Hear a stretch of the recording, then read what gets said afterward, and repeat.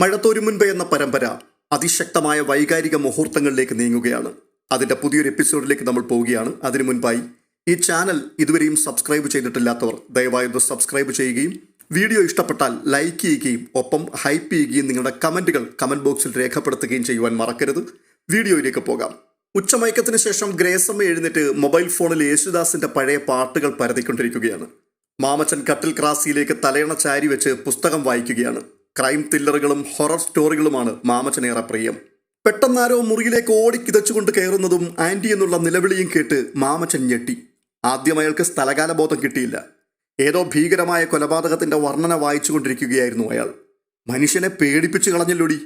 പെട്ടെന്ന് രേവതി നിലവിളിക്കുന്നത് പോലെ പറയുകയാണ്, ആൻറ്റി, ഷെറിൻ ചേച്ചിയുടെ മോളെ കണ്ടുപിടിച്ചു. ഇപ്പൊ അലീന ചേച്ചി സിക്കിമിൽ നിന്ന് വിളിച്ചിട്ടുണ്ടായിരുന്നു. ആരാണെന്ന് അറിയണ്ടേ ആൻറ്റി? ജോമോന്റെ മോൾ ആരാണെന്ന് ആൻറ്റിക്ക് അറിയണ്ടേ? അമിത ആവേശം കൊണ്ട് അവൾ കിതയ്ക്കുകയാണ്. ഗ്രേസമ്മ വല്ലാത്തൊരാശ്ചര്യത്തോടു കൂടി ചോദിക്കുകയാണ്, ആരാ? ഞങ്ങളുടെ ചിന്നുമോള്. ആൻറ്റിക്കത് വിശ്വസിക്കാൻ പറ്റുമോ? രേവതിക്കുട്ടി മാമച്ചന്റെ അരികിലേക്ക് പാഞ്ഞു ചെന്നു. എന്നിട്ട് ആ കൈകൾ കയറി പിടിച്ചിട്ട് പറയുകയാണ്, സത്യമാണെങ്കിലേ, അലീന ചേച്ചി എല്ലാം കണ്ടുപിടിച്ചു. ചിരിച്ചുകൊണ്ടാണ് പറയുന്നതെങ്കിലും രേവതിക്കുട്ടിയുടെ കണ്ണിൽ നിന്നും നീർക്കണങ്ങൾ അടർന്നു വീണുകൊണ്ടിരുന്നു. മാമച്ചനും ഗ്രേസമ്മയും കേട്ടത് വിശ്വസിക്കാനാവാതെ അന്തം വിട്ട് പരസ്പരം നോക്കി തരിച്ചിരിക്കുകയാണ്. അടുത്തതായി കാണുന്നത് വീണ്ടും സ്റ്റാൻലിയാണ്. ചെറിയ ടൗൺ. മാർക്കറ്റ് എന്ന് മേരിക്കുട്ടി പറഞ്ഞത് തന്നെയാണ് ഉചിതമെന്ന് സ്റ്റാൻലിക്ക് തോന്നി. ടൗൺ എന്ന് പറയുവാനുള്ള വൃത്തിയോ ഡിസിപ്ലിനോ ഒന്നും അവിടെയില്ല. ജീർണിച്ചു തുടങ്ങിയ കെട്ടിടങ്ങളാണ് അധികവും. അതിനിടയിൽ ചില പുതിയ കോൺക്രീറ്റ് കെട്ടിടങ്ങളുമുണ്ട്. വൈൻ ഷോപ്പുകൾ ഇടയ്ക്കിടെ കാണാനുമുണ്ടായിരുന്നു. സ്റ്റാൻലി ഒരു വൈൻ ഷോപ്പിൽ കയറി മുന്തിയ ഇനം നോക്കി 2 കുപ്പി മദ്യം വാങ്ങി. അത് രണ്ടും പ്ലാസ്റ്റിക് ക്യാരി ബാഗിലാക്കി. മറ്റൊരു കടയിൽ നിന്ന് 1/2 ലിറ്റർ സോഡയും 2 പ്ലാസ്റ്റിക് ബോട്ടിലും വാങ്ങി. ആകെ കൂടി തണുത്ത് കുളിരുന്ന അന്തരീക്ഷം. സ്റ്റാൻലിക്ക് ആ സ്ഥലം നന്നായിട്ട് ഇഷ്ടപ്പെട്ടു. എവിടെ നോക്കിയാലും പൈൻമര കൂട്ടങ്ങൾ. കോൺവെന്റ് വക സ്കൂൾ കോമ്പൗണ്ടിന്റെ അരികിലൂടെയുള്ള മെറ്റലിളകിയ റോഡിൽ സൂക്ഷിച്ച് ചുവടുകൾ വെച്ച് അയാൾ കോൺവെന്റിലേക്ക് നടന്നു. സ്റ്റാൻലി മുറിയിൽ തിരിച്ചെത്തുമ്പോൾ അലീന അഴികളില്ലാത്ത ജനാലയ്ക്കടുത്ത് വിദൂരതയിലെ ഹിമാലയത്തിന്റെ വെണ്മയിലേക്ക് കണ്ണുനട്ട് നിൽക്കുകയാണ്. സ്റ്റാൻലിയുടെ കാലൊച്ച കേട്ട് അവൾ തിരിഞ്ഞു നോക്കി. പെട്ടെന്ന് കണ്ണു തുടച്ച് അവൾ അയാളുടെ അടുത്തേക്ക് ഓടിച്ചെന്നു. അടക്കാനാവാത്ത ആനന്ദ പ്രകർഷത്തിന്റെയും ഒപ്പം സങ്കടത്തിന്റെയും വിതുമ്പൽ അവളുടെ മുഖത്തും നനഞ്ഞ കണ്ണുകളിലും പ്രകടമായിരുന്നു. സ്റ്റാൻലി ചോദിക്കുക, നീ കരഞ്ഞോ? എന്തുപറ്റി? പപ്പയ്ക്കറിയുമോ റാണി ആൻറ്റിയുടെ മോൾ ആരാണെന്നും എവിടെയുണ്ടെന്നും? കൊല്ലത്ത് ത്യാഗഭവനം എന്ന ഓർഫനേജിൽ ഞാൻ പറഞ്ഞിട്ടില്ലേ ചിന്നുമോൾ എന്ന കുട്ടിയെക്കുറിച്ച്? അവളാണത്. അത്രയും പറയുമ്പോഴേക്കും അലീനയ്ക്ക് വീണ്ടും കരച്ചിൽ വന്നു. 3.5 വർഷം ഞാനും രേവതിക്കുട്ടിയും കൂടിയാണ് അവളെ വളർത്തിയത്. അത് കേട്ടിട്ട് സ്റ്റാൻലി, അതിന് നീ എന്തിനാ ഈ കരയുന്നത്? ഇത്രയും നാളും അവളെ തിരിച്ചറിഞ്ഞില്ലല്ലോ എന്നുള്ള സങ്കടം കൊണ്ടാണ് പപ്പ.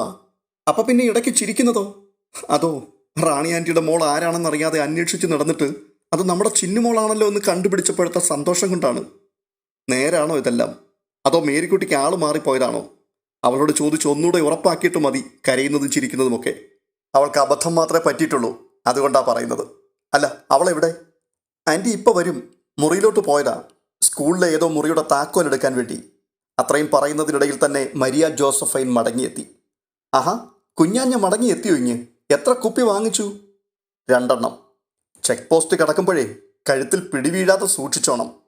സ്റ്റാൻലി കയ്യിലിരുന്ന പ്ലാസ്റ്റിക് ക്യാരി ബാഗ് മേശപ്പുറത്തേക്ക് വെച്ചു. തുടർന്ന് മരിയോട് ചോദിക്കുകയാണ്, നീ ഇവളോട് പറഞ്ഞതൊക്കെ സത്യമാണോ മേരിക്കുട്ടി? വെറുതെ വല്ലവരുടെയും കുട്ടിയെ ഷെറിൻ്റെ മോളാണെന്നും പറഞ്ഞ് പുന്നാരിക്കേണ്ട അവസ്ഥ വരുത്തി വെക്കല്ലേ. ഞാൻ പറഞ്ഞതെല്ലാം സത്യമാണ്. സിസ്റ്റർ ലൂയിസയുടെ ചേച്ചിയാണ് കുട്ടിയെ ബ്രിജിത്താമ്മയെ ഏൽപ്പിച്ചു കൊടുത്തത്. ഞാൻ ഇടയ്ക്കിടെ സെലിനെ വിളിച്ച് കുട്ടിയെക്കുറിച്ച് ചോദിക്കുമായിരുന്നു. സിസ്റ്റർ സെലിൻ ബ്രിജിത്താമ്മയെ ഫോണിൽ വിളിച്ച് സംസാരിച്ചിട്ട് എന്നെ വിവരം അറിയിക്കും. 1-2 തവണ സ്നേഹനികേതനത്തിൽ പോയി കുട്ടിയെ കണ്ടുവെന്നും സെലിൻ എന്നോട് പറഞ്ഞിട്ടുണ്ട്. ഒരു നിമിഷത്തെ മൗനത്തിന് ശേഷം മരിയ ജോസഫൈൻ വീണ്ടും പറയുകയാണ്, ഇപ്പോൾ തൊടുപുഴയ്ക്കടുത്ത് മുതലക്കോടം എന്ന സ്ഥലത്താണ് സിസ്റ്റർ സെലിൻ. അങ്ങോട്ട് പോയതിനു ശേഷം എനിക്ക് സ്നേഹനികേതനത്തിൽ നിന്നുള്ള വിവരങ്ങളൊന്നും കിട്ടാതെയായി. സിസ്റ്റർ ലൂസിയ കാലിംഗ്പോങ്ങിലേക്കും ഞാൻ സിലിഗുരിയിലേക്കും പോന്നു. ഇപ്പം ഞാൻ ഇവിടെയും എത്തി. പക്ഷേ അപ്പച്ചനോട് ഞാൻ പറഞ്ഞിട്ടുണ്ടായിരുന്നു റാണിമോളുടെ കുട്ടി ബ്രിജിത്താമ്മ എന്നൊരു സ്ത്രീ നടത്തുന്ന അഗതി മന്ദിരത്തിലുണ്ടെന്ന്. ഉടനെ അലീന, വല്യപ്പച്ചൻ ആരാ മോൻ? ചില സമയത്ത് വല്യപ്പച്ചന് മറവി രോഗം വരും. ചില സമയത്താണെങ്കിൽ ചെവി നല്ലതുപോലെ കേൾക്കില്ല. വേറെ ചില സമയത്ത് കണ്ണിൻ്റെ കാഴ്ച ശക്തി തീരെ അങ്ങ് കുറയും. ഉടനെ മരിയ ജോസഫൈൻ ആശങ്കയോടുകൂടി പറയുകയാണ്, ഞാനിപ്പോൾ ഈ രഹസ്യമെല്ലാം പുറത്തു വിട്ടു എന്നറിയുമ്പോൾ പുനലൂർ എന്തൊക്കെ ബഹളമാണോ ഉണ്ടാവാൻ പോകുന്നത് എനിക്കത് ഊഹിക്കാൻ കഴിയുന്നുണ്ട്. ഔസേപ്പച്ചനും ആൽബിയും റോബിയും എന്നു വേണ്ട സകലരും എൻ്റെ മെക്കിട്ട് കയറും. ആൻറ്റി, അങ്ങനെ ഒന്നും ഉണ്ടാവില്ല. അതൊക്കെ ഞാൻ ഏറ്റു. അലീന മരിയ ജോസഫിന് ഉറപ്പ് നൽകിയിട്ട് പപ്പയെ നോക്കി പറയുകയാണ്, പപ്പയ്ക്ക് എന്താണ് ഒരു സന്തോഷമില്ലാത്ത പോലെ? ഇതിലിപ്പോൾ തലകുത്തി മറിയാൻ എന്തിരിക്കുന്നു? ഇത്രയും കാലം കാണാതിരുന്ന ഒരു കുട്ടിയെ കണ്ടുമുട്ടി, അത്രയല്ലേ ഉള്ളൂ. ഒരു കൂട്ടർ മറച്ചു വെക്കുന്നു, വേറൊരു കൂട്ടർ കണ്ടുപിടിക്കുന്നു. ഓരോരോ മനുഷ്യരുടെ കളിത്തമാശകൾ. അത് കേട്ടപ്പോഴേക്കും അലീനയുടെ മുഖം മ്ലാനമായി. തുടർന്ന് അവൾ പറയുകയാണ്, ഞാനും ഇങ്ങനെ ഒരു കളിതമാശയിലെ കരുവായിരുന്നു. പലരും അങ്ങോട്ടും ഇങ്ങോട്ടുമെല്ലാം തള്ളി നീക്കി. പപ്പയുടെ അടുത്തെത്തി എന്നു മാത്രം. ഇനി ആരൊക്കെ എങ്ങോട്ടൊക്കെ തള്ളി നീക്കുമെന്ന് എനിക്കും അറിയില്ല. സ്റ്റാൻലി അവളുടെ നേർക്ക് പാളി നോക്കിയിട്ട് മേശപ്പുറത്തെ പ്ലാസ്റ്റിക് ക്യാരി ബാഗിൽ നിന്നും ഒരു കുപ്പിയെടുത്തു. ടീപ്പോയിൽ നിന്ന് ഗ്ലാസ് എടുത്തു വെച്ച ശേഷം കുപ്പിയുടെ അടപ്പ് തുറന്നു. അലീന മേശയ്ക്കടുത്തേക്ക് ചെന്നു. എന്നിട്ട് ചോദിക്കുകയാണ്, പപ്പ ഇനി കുടിക്കാൻ പോവാണോ? നമുക്ക് തിരിച്ചു പോകണ്ടേ? ഇന്നിനി എങ്ങോട്ട് പോകാൻ? നാളെ പോകാം. അയ്യോ പപ്പ, എനിക്ക് എങ്ങനെയെങ്കിലും ഒന്ന് തിരിച്ചു പോയാൽ മതിയെന്നേ ഉള്ളൂ. റാണി ആൻറ്റിയുടെ അടുത്ത് എന്ന് ആ മുഖം എനിക്കൊന്ന് കാണണം. പിന്നെ എൻ്റെ ചിന്നുമോളുടെ അടുത്ത്. അവളെ ഒന്ന് കാണാഞ്ഞിട്ട് എനിക്ക് വയ്യ.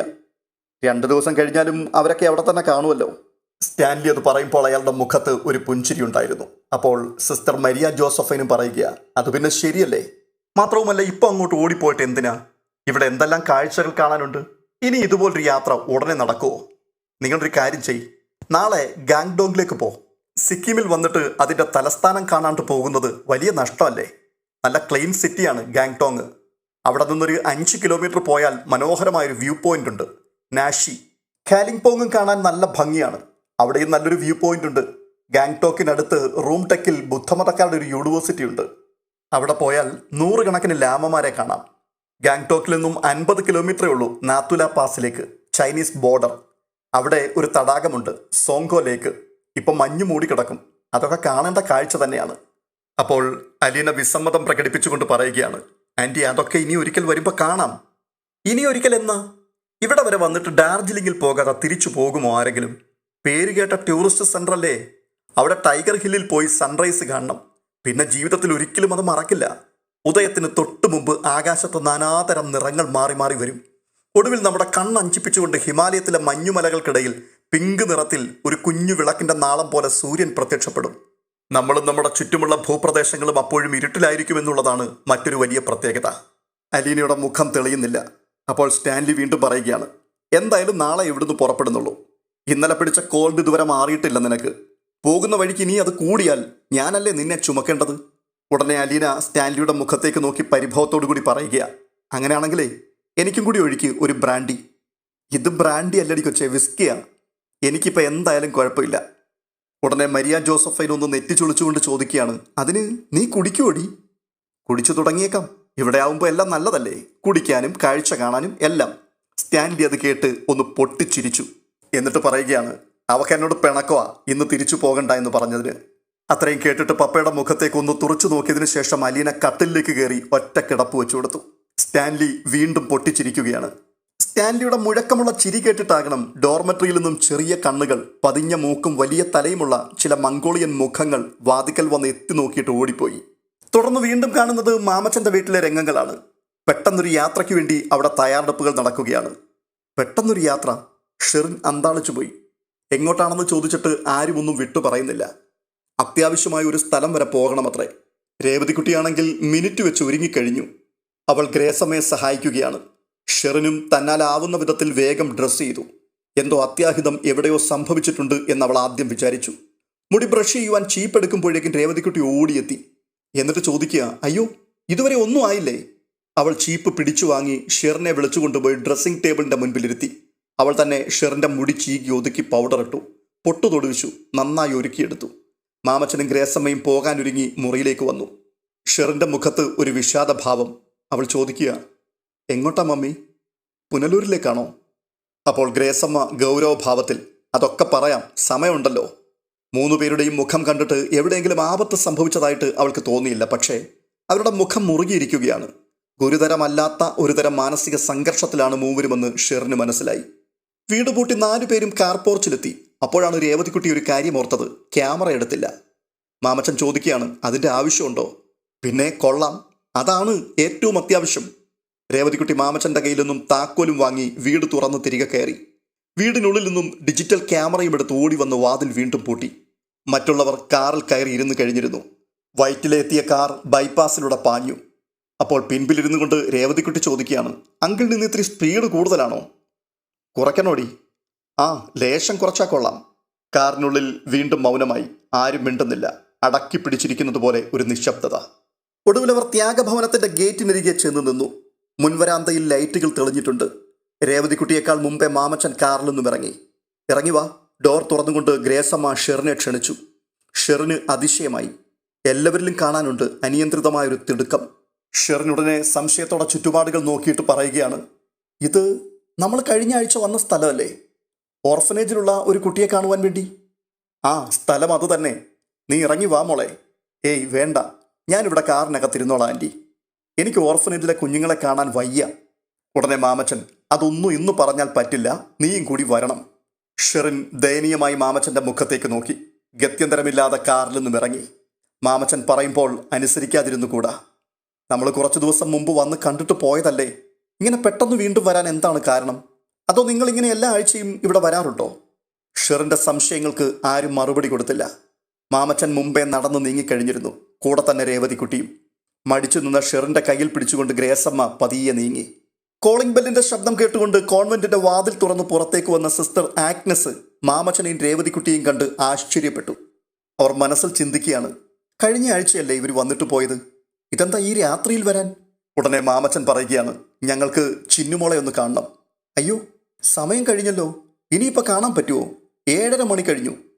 അവൾക്കൊരു സമ്മാനം കൊടുക്കാനുണ്ട് സിസ്റ്റർ. ഇവിടെ ഏൽപ്പിച്ചാൽ മതി, ഞങ്ങൾ കൊടുത്തോളാം. അതുപോരെ? അത് പോരല്ലോ സിസ്റ്ററെ, നേരിട്ട് തന്നെ കൊടുക്കണം. മാമച്ചൻ അത് പറയുമ്പോൾ അയാളുടെ സ്വരത്തിലൊരു അധികാരഭാവമുണ്ട് എന്ന് സിസ്റ്റർ ആഗ്നസിന് തോന്നി. വീണ്ടും മാമച്ചൻ പറയുകയാണ്, ബുദ്ധിമുട്ടിക്കുന്നതിൽ വിഷമമുണ്ട് സിസ്റ്ററെ, പക്ഷേ ഞങ്ങൾക്ക് അവളെ കണ്ടേ പറ്റൂ. നിങ്ങൾ എവിടെയെങ്കിലും പോയിട്ട് വരികയാണോ? അല്ല, ഞാൻ രാത്രി ആയതുകൊണ്ട് ചോദിച്ചതാണ്.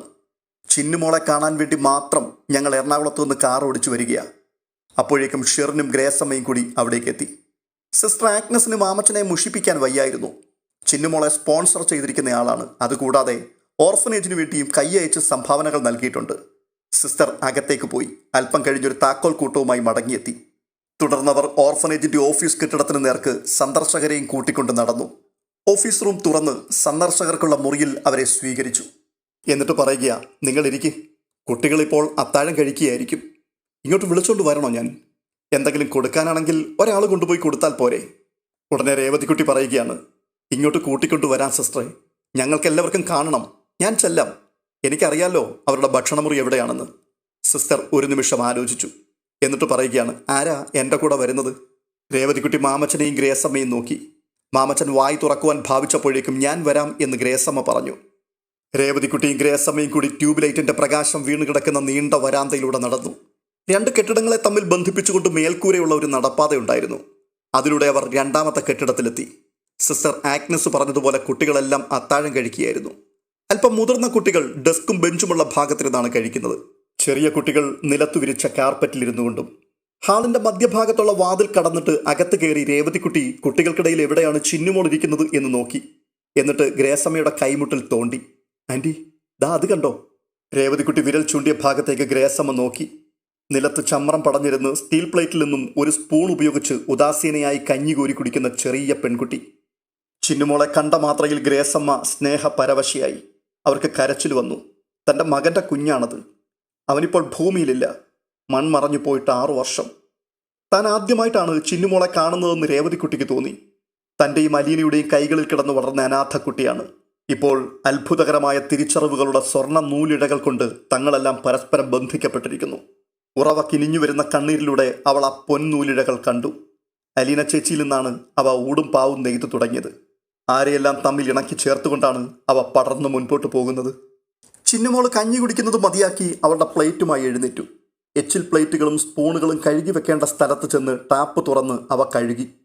ഒരു വലിയ ചരുവത്തിനുള്ളിൽ അവ നിക്ഷേപിച്ചു. അവൾ പോയി കൈയും വായും കഴുകി. തിരികെ വരുന്നതിനിടയിൽ ഫ്രോക്കിന്റെ തുമ്പുയർത്തി മുഖം തുടച്ചു. എന്നിട്ട് നിവരുമ്പോഴാണ് അവൾ ഹാളിന്റെ വാതിലിനടുത്ത് നിന്ന് നടന്നു വരുന്ന രേവതിക്കുട്ടിയെ കണ്ടത്. കൂടെ അവൾക്ക് മുൻപ് പരിചയമുള്ള ഗ്രേസമ്മ ആൻറ്റിയും. ചിന്നുമോൾ ചിരിയോടെ 2 നിമിഷം രേവതിക്കുട്ടിയെ നോക്കി നിന്നു. അവളുടെ കൊച്ചു കണ്ണുകളിൽ സന്തോഷത്തോടൊപ്പം അതിശയവും നിറഞ്ഞു. രേവതിക്കുട്ടിയേക്കാൾ ഒരു ചുവട് മുൻപേ അവളെ സമീപിച്ചത് ഗ്രേസമ്മയായിരുന്നു. അവർ കുനിഞ്ഞ് ചിന്നുമോളുടെ 2 ചുമലിലും പിടിച്ചു അവളുടെ മുഖത്തേക്ക് ഉറ്റുനോക്കി. ഗ്രേസമ്മ ആൻറ്റി ഒച്ചയില്ലാതെ കരയുന്നത് കണ്ട് ചിന്നുമോൾ അമ്പരന്നുപോയി. എൻ്റെ പൊന്നെ എന്ന് തേങ്ങിക്കൊണ്ട് ഗ്രേസമ്മ അവളെ തൻ്റെ ദേഹത്തേക്ക് വാരി അണച്ചു. അത് കണ്ടപ്പോൾ രേവതിക്കുട്ടിക്കും കരച്ചിലടക്കുവാൻ കഴിഞ്ഞില്ല. ഹാളിലുണ്ടായിരുന്ന കുട്ടികൾ അമ്പരപ്പിൽ നോക്കി നിൽക്കുകയാണ്. അവർക്ക് ഭക്ഷണം വിളമ്പിക്കൊടുക്കുവാൻ നിന്ന മുതിർന്നവരും. ഓർഫനേജിന്റെ കാര്യാലയത്തിലെ പാർലറിൽ നിന്നിരുന്ന മാമച്ചന് ക്ഷമയറ്റു. സമയം എന്തുമാത്രമാണ് കടന്നുപോയത്. ചിന്നുമോളെ കൂട്ടിക്കൊണ്ടുവരുവാൻ പോയവർ അവിടെ എന്തു ചെയ്യുകയാണ്? ഇതിനിടയിൽ സിസ്റ്റർ ആഗ്നസ് ഷെറിനുമായി ഇടയ്ക്കിടയ്ക്ക് അല്പാൽപ്പം സംസാരിക്കുന്നുണ്ടായിരുന്നു. അലീനയുടെ ഇളയമ്മ എന്നാണ് മാമച്ചൻ അവളെ സിസ്റ്റർ ആഗ്നസിന് പരിചയപ്പെടുത്തിയത്. മറ്റൊരു ബന്ധം കൂടി പറയാനുണ്ടെന്നും അത് ഉടനെ പറയാമെന്നും കൂടി അയാൾ അറിയിച്ചു. എവിടെയാണ് ഷെറിൻ താമസിക്കുന്നത്? കല്യാണം കഴിച്ചോ? ഭർത്താവ് എന്തു ചെയ്യുന്നു? ഇത്യാദി ചോദ്യങ്ങൾക്കെല്ലാം ഷെറിൻ സിസ്റ്റർ ആഗ്നസിന് മറുപടി കൊടുത്തു കഴിഞ്ഞു. അങ്ങനെ കാത്തു നിൽക്കെ ഗ്രേസമ്മയും രേവതിക്കുട്ടിയും വരുന്നത് മാമച്ചൻ കണ്ടു. ഗ്രേസമ്മ കുട്ടിയെ തോളത്തിട്ടുകൊണ്ടാണ് വരുന്നത്. അത് കണ്ടപ്പോൾ മാമച്ചന്റെ നെഞ്ചു പിടച്ചു. അകാലത്തിൽ തങ്ങളിൽ നിന്നും വേർപിരിഞ്ഞു പോയ തൻ്റെ ഏകപുത്രന്റെ ജീവനാണ് ഗ്രേസമ്മ തിരികെ കൊണ്ടുവരുന്നത്. അത് ഭൂമിയിൽ അവശേഷിക്കുന്നുണ്ട് എന്ന് വർഷങ്ങളോളം തങ്ങൾ അറിഞ്ഞിരുന്നില്ല. അവന്റെ ശരീരം ഇപ്പോൾ ഇവിടെ ഇല്ലെന്നു മാത്രമേ ഉള്ളൂ. പാർലറിന്റെ വാതിക്കലെത്തിയപ്പോൾ ഗ്രേസമ്മ ചിന്നുമോളെ താഴെ നിർത്തി. എന്നിട്ട് മുറിക്കുള്ളിലേക്ക് കൈ ചൂണ്ടി ചോദിച്ചു, അതാരാണെന്ന് മോൾക്ക് അറിയുമോ? ചിന്നുമോൾ ഉടൻ തിരിച്ചറിഞ്ഞു. എനിക്കറിയാം, മാമച്ചൻ അങ്കിൾ. മാമച്ചൻ അങ്കിളിന്റെ അടുത്തിരിക്കുന്നത് ആരാണെന്ന് മോൾക്ക് മനസ്സിലായോ? ഇല്ല, ചിന്നുമോൾക്ക് പരിചയമില്ല. ഈ സമയത്ത് ഷെറിൻ ചിന്നുമോളെ തന്നെ സൂക്ഷിച്ചു നോക്കുകയായിരുന്നു. അവളുടെ തലച്ചോറിനുള്ളിൽ നിന്നും ഏതോ ദുരൂഹതയുടെ മന്ത്രോച്ചാരണങ്ങൾ ഉതിർന്നു. അവളുടെ ഓർമ്മകളിൽ ഒരു ചുഴലിക്കാറ്റിന്റെ കെട്ടുകൾ അഴിഞ്ഞു. അവളുടെ നെഞ്ചിലൊരു പാൽക്കടൽ പ്രത്യക്ഷമായി. അവളുടെ മനസ്സ് ചോദിക്കുകയാണ്, ദൈവമേ, ഇതാരാണ്? രേവതിക്കുട്ടി ചിന്നുമോളെ അവളുടെ മുൻപിലേക്ക് നീക്കി നിർത്തി. ഇത് ഞങ്ങളുടെ ചിന്നുമോളാ. ഷെറിൻ ചേച്ചി ഒന്ന് നോക്കിക്കേ, പരിചയമുണ്ടോന്ന്. ഷെറിന്റെ ഉടൽ ഒരു ശീതക്കാറ്റടിച്ചെന്ന പോലെ കുളിർന്നു വിറച്ചു. പിന്നെ ഒരു വെളിപാടിന്റെ അഗ്നിപർവ്വതം. ലാവ തിളച്ചു മറിഞ്ഞ് അഗ്നിശകലങ്ങൾ ഉതിർന്ന് ഒരു പൊട്ടിത്തെറിക്കായി കിടിലം കൊണ്ടു. ഒന്നുകൂടെ സൂക്ഷിച്ചു നോക്കിക്കേ ചേച്ചി. ചേച്ചിയുടെ പൊന്നുമോളല്ലേ ഇതെന്ന് ഒന്ന് സൂക്ഷിച്ചു നോക്കിക്കേ. രേവതിക്കുട്ടിയുടെ ഖണ്ഡമിടറി. ഒപ്പം ഷെറിന്റെ ശ്വാസവും വിലങ്ങി. ഹൃദയമിടിപ്പ് നിലച്ചുപോയി. കണ്ണുകൾ മറഞ്ഞു. കൈകാലുകൾ കുഴഞ്ഞു വീഴാൻ പോയ അവളെ അടുത്തു നിന്ന മാമച്ചൻ താങ്ങി. തുടർന്ന് കാണുന്നത് രോഹിത്തിനെയാണ്. അവൻ ശരണ്യോട് ഫോണിൽ സംസാരിച്ചു കൊണ്ടിരിക്കുകയാണ്. ഫോണിൽ സംസാരിക്കുമ്പോൾ തന്നെ മൊബൈലിലേക്ക് കോളുകൾ വരുന്നത് രോഹിത് അറിയുന്നുണ്ടായിരുന്നു. അവൻ അവളോട് പറയുകയാണ്, 5 മിസ്ഡ് കോൾ വന്നിട്ടുണ്ട്, ഒന്ന് നിർത്തിക്കോട്ടെ. തുടർന്ന് അവൻ ഫോൺ കോൾ ഓഫാക്കിയ ശേഷം വീണ്ടും ഫോൺ റിങ് ചെയ്തു. പരിചയമില്ലാത്തൊരു നമ്പർ. അവൻ ആ കോൾ അറ്റൻഡ് ചെയ്തു. അപ്പോൾ അങ്ങേ തലക്കൽ നിന്നും ആരാണെന്ന് മനസ്സിലായോ? രോഹിത്തിന് ആദ്യം മനസ്സിലായില്ല. എന്നിട്ടും തട്ടിവിട്ടു. എനിക്ക് മനസ്സിലായി. എന്നാൽ പറ ആരാണെന്ന്. മസിൽ പിടിച്ച് ടോൺ മാറ്റിയാണ് സംഭാഷണമെന്ന് അവൻ ഊഹിച്ചു. എന്നെ കളിയാക്കാൻ നോക്കല്ലേ. ആർക്കും അറിയാത്തതുപോലെ എന്തിനാ ഈ അഭിനയം? പറയുന്നതിനിടയിൽ അവൻ ആ ശബ്ദം ആരുടേതാണെന്ന് ട്രേസ് ചെയ്യുവാൻ തീവ്ര ശ്രമം നടത്തിക്കൊണ്ടേയിരുന്നു. അത്ര മിടുക്കനാണെങ്കിൽ പറ ആരാണെന്ന്. ചുമ്മാ പരീക്ഷിക്കല്ലേ. ഞാൻ ഇതിനേക്കാൾ വലിയ നമ്പർ ഇറക്കിയിട്ടുള്ള ആളാണ്. അലീന ചേച്ചിയല്ലേ ഇത്? മൈ ഗോഡ്, ഇതെന്തു പറ്റി? മാക്രി കരയുന്നത് പോലെ. അപ്പുറത്തുനിന്ന് ചിരി പൊട്ടി.